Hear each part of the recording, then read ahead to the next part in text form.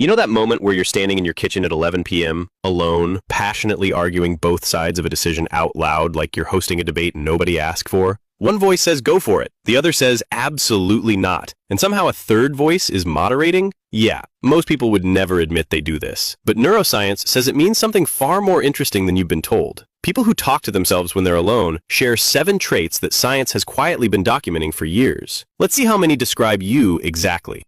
Your brain processes information differently than most people. And I mean that literally.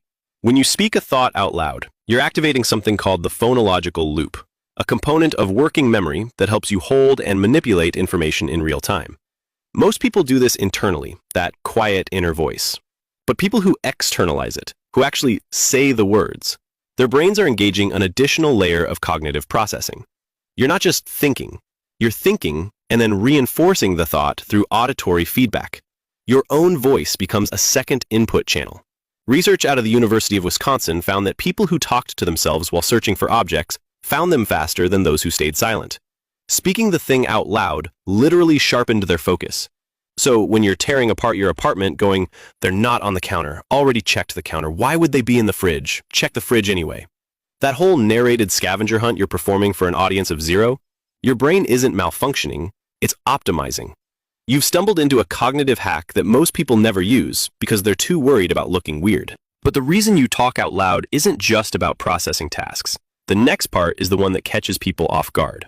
Because the people who talk to themselves aren't just processing information differently, they're processing emotions differently too. You're probably more emotionally intelligent than average. Sounds counterintuitive, right? You'd think talking to yourself is the opposite of social awareness. But here's what's actually going on. When you narrate your emotions out loud, when you say things like, okay, that really bothered me, or why am I so anxious right now? You're doing something psychologists call affect labeling. And neuroscience research has shown that the simple act of naming an emotion out loud reduces its intensity.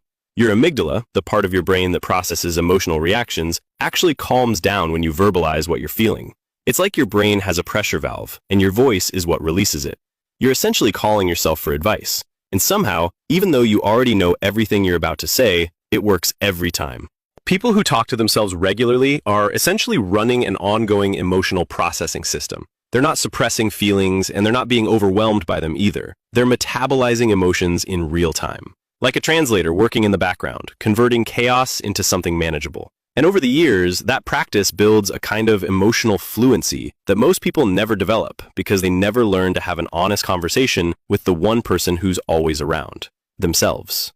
And that emotional processing connects to something else, something a little harder to talk about.